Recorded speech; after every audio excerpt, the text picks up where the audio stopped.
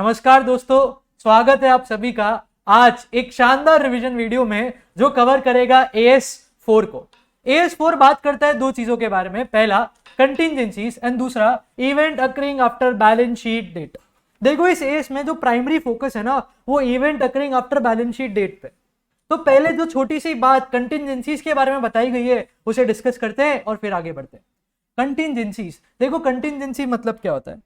Contingency मतलब कि एक ऐसी कंडीशन है, एक ऐसा सिचुएशन है जिसका आउटकम कि क्या गेन होने वाला है क्या लॉस होने वाला है वो डिपेंड करता है कोई फ्यूचर अनसर्टेन इवेंट पे जो हम आज श्योर नहीं है कि क्या होने वाला है, राइट? जैसे कि लेट्स से फॉर एग्जांपल एक कोर्ट केस चल रहा है हमारे पे, अब हम हारेंगे या जीतेंगे ये तो कोर्ट के निर्णय पे डिपेंडेंट है। देयरफॉर वो कोर्ट केस हमारे लिए क्या है, एक तरह की कंटिजेंसीज, राइट? अब कंटिजेंसी की जो पूरी बात है वो AS29 कवर करता है। देर बाय हमें यहाँ पे बस इतनी सी बात कंटिजेंसी के बारे में पढ़नी थी। आगे हम पढ़ते हैं event occurring after balance sheet date. Very very very important, right? शांति से मेरी बात सुनना। देखो एक कंपनी, लेट से कंपनी है, उसका फाइनेंशियल ईयर है फाइनेंशियल ईयर 24-25, यानी कि जो करंट फाइनेंशियल ईयर चल रहा है उस फाइनेंशियल ईयर की हम बात कर रहे हैं। सुनना, फाइनेंशियल ईयर एंड कब होता है? 31 मार्च 2025 को एंड हो जाएगा इस साल का फाइनेंशियल ईयर। तो सर बुक्स ऑफ अकाउंट्स भी क्या 31 मार्च के दिन ही प्रिपेयर हो जाते हैं क्या? ऐसा नहीं होता। बुक्स ऑफ अकाउंट्स को प्रिपेयर करने के लिए, उनके अप्रूवल के लिए थोड़ा वक्त लगता है। क्या इतनी बात आपको समझ में आती है? यानी कि 31 मार्च में हमारा ईयर एंड हो जाता है, पर उस ईयर एंड की जो बुक्स ऑफ अकाउंट्स है वो प्रिपेयर, वो फाइनलाइज थोड़े बाद में की जाती है। जिस दिन उनका प्रिपरेशन, फाइनलाइजेशन, अप्रूवल हो जाता है उस दिन को हम बोलते हैं date of approval of balance sheet. ये बात मैंने आपको क्यों बताई, सुनना। फाइनेंशियल ईयर मतलब आप समझते हो, राइट? फाइनेंशियल ईयर हमारा कब खत्म हुआ? 31 मार्च 2025।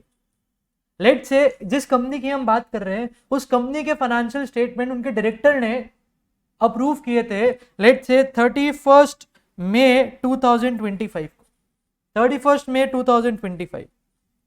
तो ये events occurring after balance sheet date क्या है? ये events occurring after balance sheet date वो इवेंट्स है जो इस टाइम पीरियड के बीच में हुए। किस टाइम पीरियड के? From the balance sheet date का end, from the balance sheet date till the date of approval of financial statement. अगर इस दौरान कोई इवेंट होता है तो उस इवेंट को क्या बोलते हैं? Event occurring after balance sheet date. तो सर जो event date of approval of balance sheet date के बाद होते हैं, यानी कि इन इवेंट्स की बात हो रही है। सर इन इवेंट्स का क्या करेगा? कुछ भी नहीं। ये events event occurring after balance sheet date नहीं है, यानी कि AS4 को उन इवेंट से कोई लेना देना नहीं। AS4 क्या बोलता है? अगर कोई इवेंट बैलेंस शीट डेट से लेके date of approval of balance sheet तक हो रहा है तो हमसे बात करो, वरना मत करो। तो therefore event occurring after balance sheet date दो तरह के होते हैं। पहले होते हैं एडजस्टिंग इवेंट, दूसरे होते हैं नॉन एडजस्टिंग इवेंट। पहले होते हैं एडजस्टिंग इवेंट, दूसरे होते हैं नॉन एडजस्टिंग इवेंट। नाम ही बता रहा है, एक में एडजस्टमेंट करना है, दूसरे में एडजस्टमेंट नहीं करना है। एक में एडजस्टमेंट करना है, दूसरे में एडजस्टमेंट नहीं करना है, राइट? तो देखो एडजस्टिंग इवेंट क्या होते हैं? एडजस्टिंग इवेंट वो इवेंट है जो एक कॉन्फर्मेशन दे रहे हैं, जो एक कंफर्मेशन दे रहे हैं of a condition existing on balance sheet date, जो कि कंफर्मेशन दे रहे हैं of an event existing on balance sheet date. कहने का मतलब लेट से हमने हमारे बिजनेस में एक पर्सन को गुड्स बेचे 5 लाख रुपए के, तो वो पर्सन हमारे लिए डेटर हो गया, ठीक है? अब बैलेंस शीट डेट के एंड और उससे पहले पहले मार्केट में ऐसी हवा उठ चुकी थी कि ये जो पर्सन है ना, जो हमारा डेटर है, इसकी हालत सही नहीं है, इसकी हालत सही नहीं है, और शायद ऐसा हो सकता है कि ये पर्सन इनसॉल्वेंट हो जाए। यानी कि एक कंडीशन एग्जिस्ट कर रही थी, एक कंडीशन एग्जिस्ट कर रही थी। फिर बैलेंस शीट डेट आ गया, यानी कि 31 मार्च आ गया, और 2 अप्रैल, लेट्स से 2 अप्रैल को वो पर्सन ने इनसॉल्वेंसी फाइल कर दी। वो पर्सन ने इनसॉल्वेंसी फाइल कर दी, यानी कि हमारे बैलेंस शीट अप्रूव होने से पहले वो पर्सन ने एक इनसॉल्वेंसी फाइल कर दी। क्या वो इनसॉल्वेंसी एक कंडीशन जो एग्जिस्ट कर रही थी बैलेंस शीट डेट में? क्या उनसी कंडीशन कि हमें पहले से ही पता था कि इस पर्सन की हालत खराब है? क्या वो इनसॉल्वेंसी फाइल करना कंफर्मेशन दे रहा है उस इवेंट का? यस। देयरफॉर ऐसा जो ट्रांजेक्शन मैंने आपको अभी समझाया वो कैसा ट्रांजेक्शन है, एडजस्टिंग इवेंट। अच्छा ठीक है सर, अगर एक इवेंट एडजस्टिंग इवेंट होता है तो उसका करना क्या होता है? अगर एक इवेंट एडजस्टिंग इवेंट है तो आपको अपने बुक्स ऑफ अकाउंट्स में एसेट एंड लाइबिलिटी को एडजस्ट करना पड़ता है। आपको अपने बुक्स में एसेट एंड लाइबिलिटी को क्या करना पड़ता है, एडजस्ट करना पड़ता है। क्या इतनी बात आपको समझ में आती है? यानी कि सुनना, event occurring after balance sheet date दो तरीके की हो सकती है। पहला एडजस्टिंग इवेंट, दूसरा non adjusting event. Adjusting event वो इवेंट होते हैं जिनकी वजह से हमें हमारे एसेट एंड लाइबिलिटी को एडजस्ट करना पड़ता है। ऐसा क्यों? क्योंकि जो इनकी कंडीशन थी वो एग्जिस्ट करती थी बैलेंस शीट डेट या उससे पहले। तो सर नॉन एडजस्टिंग इवेंट क्या होते हैं? ये एक ऐसे इवेंट है जिनकी कोई कंडीशन एग्जिस्ट नहीं करती थी बैलेंस शीट डेट पे, कोई कंडीशन एग्जिस्ट नहीं करती थी बैलेंस शीट डेट पे।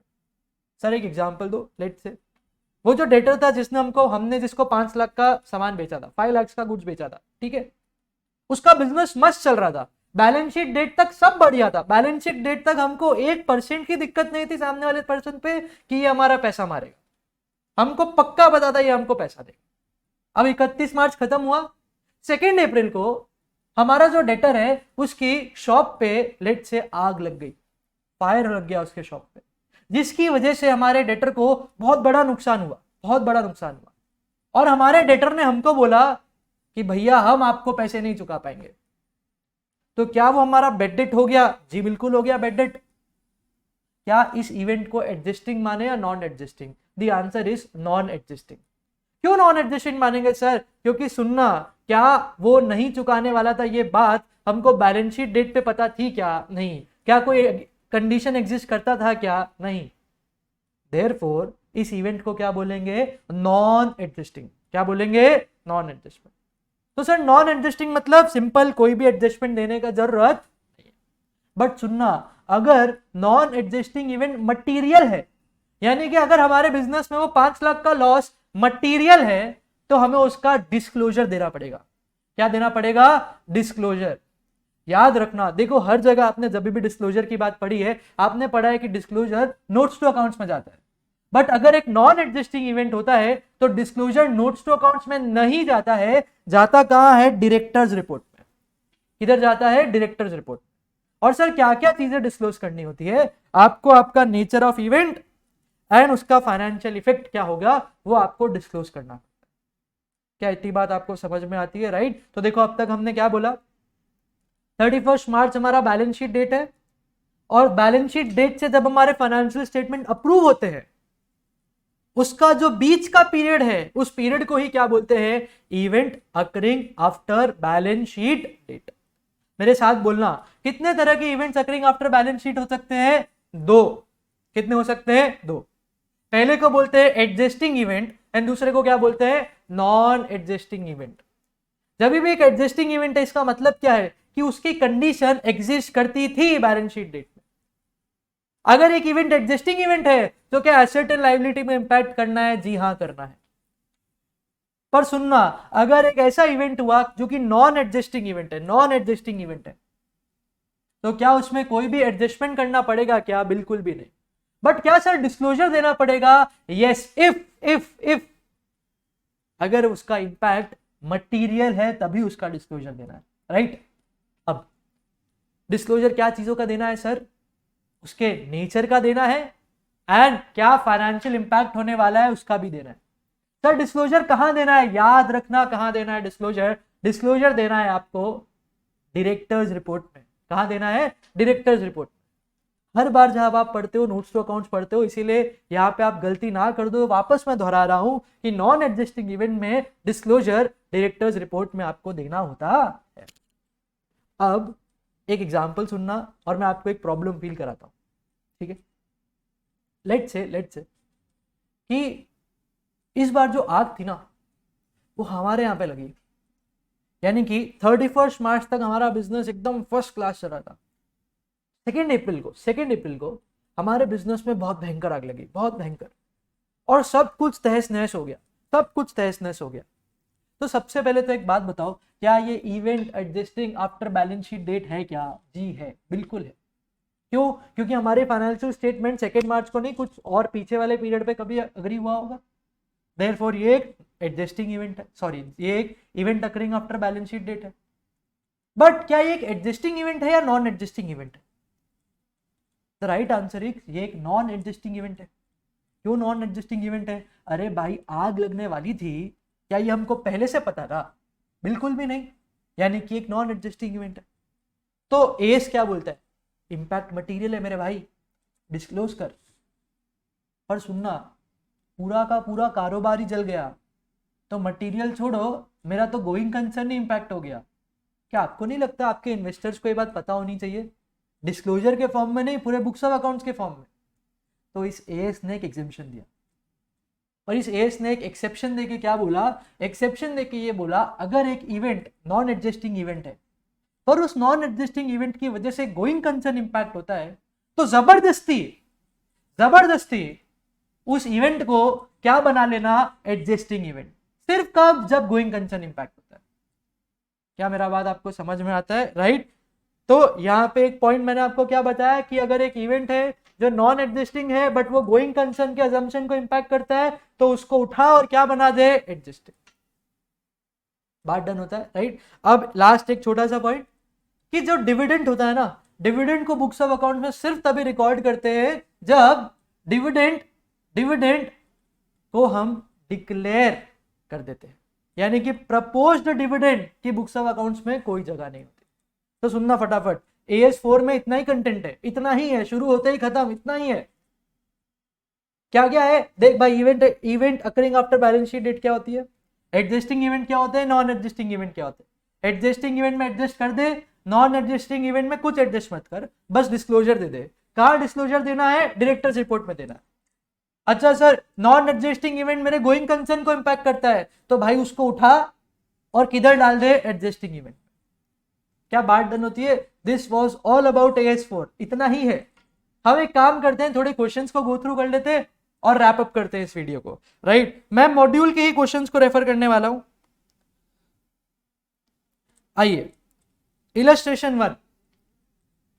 इन x company limited, theft of cash or rupees 5 lakhs by the cashier in January X1 was detected only in May X1। तो क्या बोला है? हमारे कंपनी में कैशियर चोरी कर लिया, उसने चोरी की थी 5 लाख की कब थी? जनवरी के महीने में। तो जनवरी X1 में उसने चोरी की थी, यानी कि फाइनेंशियल ईयर X0 X1 में चोरी हुआ था। बट पता कब पड़ा? मई, यानी कि फाइनेंशियल ईयर खत्म होने के बाद पता पड़ा। The accounts of the company were not yet approved। बोला है अब तक हमारे अकाउंट्स अप्रूव नहीं हुए हैं। तो बताओ क्या ये एक event occurring after balance sheet date है? The answer is yes.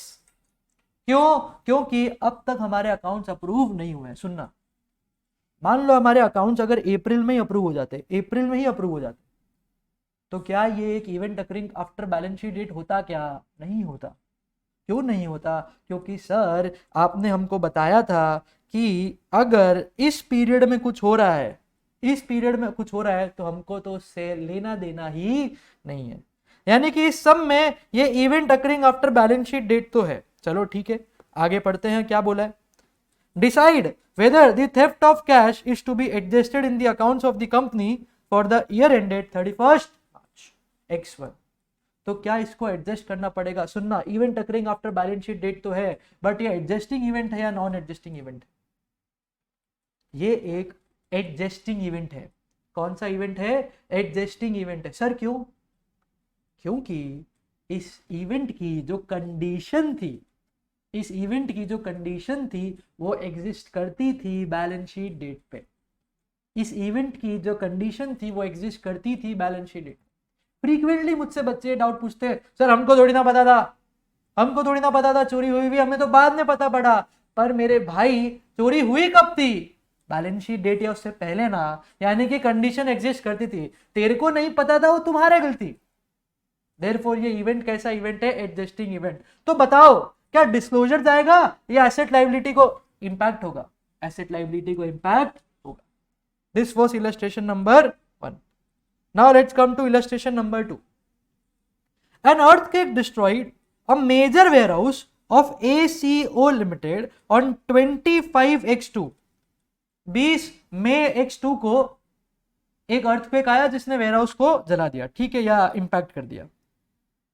The accounting year of the company ended on 31 March X2, 31 March X2 का अकाउंटिंग ईयर एंड हुआ है, ठीक है। The accounts were approved on 36 X2, सुनना, accounts कब approve हुए, यानी कि बैलेंस शीट डेट मेरा क्या है 31/3/X1, और यहां से लेके मेरा अकाउंट्स कब अप्रूव हुआ है 36X2, यानी कि ये पूरा पीरियड क्या है, event occurring after balance sheet date. Earthquake भी तो स्पीच में ही आया, यानी कि क्या ये अर्थक्वेक एक event occurring after balance sheet date है क्या? Yes. The loss from the earthquake is estimated to be 30 lakhs. State with reason whether the loss due to earthquake is an adjusting event या फिर non adjusting event, and how the fact of loss is disclosed by the company. सुनना, क्या ये event occurring after balance sheet date है? Yes sir, yes, आप already बता चुके हो। क्या ये एक एडजस्टिंग इवेंट है या नॉन एडजस्टिंग इवेंट है? सर कायदे से सोचा जाए तो अर्थक्वेक आने वाला था, ऐसी क्या कोई कंडीशन मार्च महीने में एग्जिस्ट करती होगी क्या? नहीं, तो ये तो नॉन एडजस्टिंग इवेंट है, यानी कि करेक्ट। ये कौन सा इवेंट होना चाहिए? Non adjusting event. तो अगर ये नॉन एडजस्टिंग इवेंट है और कंपनी परसीव करती है कि इसका इंपैक्ट मटेरियल है, तो हमें क्या करना पड़ेगा? डिस्क्लोजर देना पड़ेगा। वो भी कहां देना पड़ेगा? क्या नोट्स टू अकाउंट्स में देंगे या डायरेक्टर्स रिपोर्ट में देंगे? तो the right answer is directors report में देंगे। बट सुनो मेरी बात, अगर ये अर्थक्वेक हमारे गोइंग कंसर्न प्रिंसिपल को इंपैक्ट करता है, जो कि क्वेश्चन तुम्हें बताने की कोशिश कर रहा है, सर कैसे बोला है मेजर वेयरहाउस, हमारा मेजर वेयरहाउस उड़ चुका है, तो ये तो गोइंग कंसर्न को इंपैक्ट करता है। माना ये एक नॉन एडजस्टिंग इवेंट है, बट क्या जबरदस्ती इसको एडजस्टिंग माना जाएगा अगर ये गोइंग कंसर्न को इंपैक्ट करता है? तो यस। देयरफॉर आंसर में लिखना क्या है कि अगर गोइंग कंसर्न इंपैक्ट नहीं हो रहा तो ये नॉन एडजस्टिंग है, बट अगर गोइंग कंसर्न इंपैक्ट हो रहा है तो ये कौन सा इवेंट है? एडजस्टिंग। सिंपल। आगे question number 3, the company has filed a legal suit against the debtor from whom 15 lakhs is recoverable as on 31st March X1. तो एक डेटर है जिससे 15 लाख रुपए हमें मिलने वाले हैं, ठीक है। The chances of recovery by the way of legal suit are not good as per the opinion given by the council in April X1. यानी कि सुनना, हमने हमारे डेटर पे केस कर दिया था ऑलरेडी, बैलेंस शीट डेट से पहले केस कर दिया था। अब अप्रैल महीने में हमारा लीगल काउंसिल बोल रहा है साहब नहीं मिलने वाला है उससे पैसा। तो बताओ can the company provide for the full 15 lakh का प्रोविजन फॉर डाउटफुल डेट? क्या प्रोविजन बना दे? प्रोविजन बनाना मतलब एसेट एंड लायबिलिटी पे इंपैक्ट होना। तो क्वेश्चन तुमको बोल रहा है क्या ये एडजस्टिंग इवेंट है क्या? The answer is yes. क्यों? क्योंकि हमने तो केस पहले ही कर दिया था। अब उस केस के आउटकम की सर्टेनिटी तो बाद में मिली, पर क्या फर्क पड़ता है, कंडीशन तो बैलेंस शीट डेट पे थी, यानी कि एक ऐसा इवेंट है adjusting event. Next, in preparing the financial statement of R Limited for the year ended 31st March X1, you came across the following information. State with reason. How would you deal with this in the financial statement? तो ठीक है, फालतू बातें थी। The company invested 100 lakh in April X1 before the approval of financial statement by the board of directors. In acquisition of another company doing similar business, the negotiation for which started during the year. ध्यान से सुनना question को, बहुत बढ़िया question है, बहुत बढ़िया question है। सुनो, एक तरफ ए लिमिटेड है, एक तरफ बी लिमिटेड। ए लिमिटेड बात कर रहा है बी लिमिटेड को एक्वायर करने की, खरीदने की, और वो जो नेगोशिएशन था ना वो 31 मार्च के पहले शुरू हो गया था, 31 मार्च के पहले शुरू हो गया, पर जो इन्वेस्टमेंट था वो 31 मार्च के बाद हुआ। तो मुद्दा ये है कि ये इन्वेस्टमेंट को मैं एक एडजस्टिंग इवेंट मानूं या नॉन एडजस्टिंग इवेंट मानूं? क्यों? समझना, इन्वेस्टमेंट कब हुआ? 31 मार्च के बाद। तो कौन से फाइनेंशियल ईयर में रिकॉर्ड होना चाहिए, बाद वाले फाइनेंशियल ईयर में या पहले वाले फाइनेंशियल ईयर में? क्योंकि अगर एडजस्टिंग इवेंट हुआ तो मार्च X1 में रिकॉर्ड करना पड़ेगा, और अगर नॉन एडजस्टिंग हुआ तो अप्रैल X1 में रिकॉर्ड होगा। क्या क्वेश्चन समझ आ रहा है क्या बोल रहा हूं? देयरफॉर अब यहाँ पे क्या आंसर देंगे? आपके मन में एक चीज आ सकती है, सर देखो इसकी कंडीशन एग्जिस्ट करती थी, इसकी कंडीशन एग्जिस्ट करती थी बैलेंस शीट डेट पे, देयरफॉर ये एक एडजस्टिंग इवेंट होना चाहिए। आप ऐसा सोच सकते हैं, बट द आंसर इज ये एक नॉन एडजस्टिंग इवेंट होगा। क्यों नॉन एडजस्टिंग इवेंट होगा, सुनना। सिर्फ नेगोशिएशन होने से क्या ये नक्की हो गया क्या? सिर्फ नेगोशिएशन होने से क्या ये नक्की हो गया क्या कि हम इन्वेस्टमेंट करेंगे ही करेंगे? आज के वर्ल्ड में अगर आप डिस्कशन करोगे, आप जब 100 कंपनी के बारे में डिस्कशन करते हो तब शायद एक में इन्वेस्टमेंट करते हो। तो सिर्फ नेगोशिएशन होना एक सबूत नहीं है, एक सफिशिएंट कंडीशन नहीं है कि हम इस इवेंट को एडजस्टिंग इवेंट बना दें। देयरफॉर ये कौन सा इवेंट है? Non adjusting event. चलो मैं एक और क्वेश्चन पूछता हूं, ये आपको और क्लैरिटी देगा। लेट्स से आपके पास एक जमीन थी और मेरे को चाहिए वो जमीन। आपके पास एक जमीन थी, मेरे को चाहिए वो जमीन। तो सुनना, हमारे बीच में क्या हुआ? 20 मार्च का वो दिन था, 20 मार्च का वो दिन मैं आपके पास आया, मैंने आपको बोला कि देखो आपकी ये जमीन मुझे परचेज करनी है। तो आपने बोला सर आप अपने ही हो, ले लो।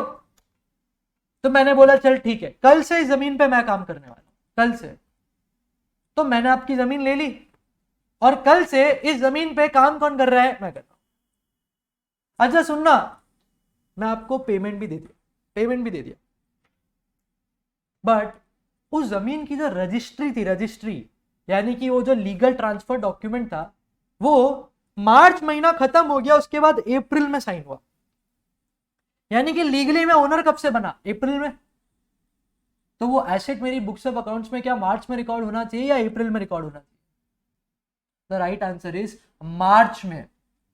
क्योंकि अगर आप सब्सटेंस ओवर फॉर्म लगाओ तो मार्च महीने में मैं आपको पेमेंट कर चुका हूं, मार्च महीने में वो एसेट को मैं यूज कर रहा हूं, इररिस्पेक्टिव ऑफ द फैक्ट कि वो अप्रैल में आया है, मैं तो मार्च महीने से ही मालिकाना हक ले चुका हूं उस पर। देयरफॉर ऐसे इवेंट को क्या बनाएंगे? Adjusting event.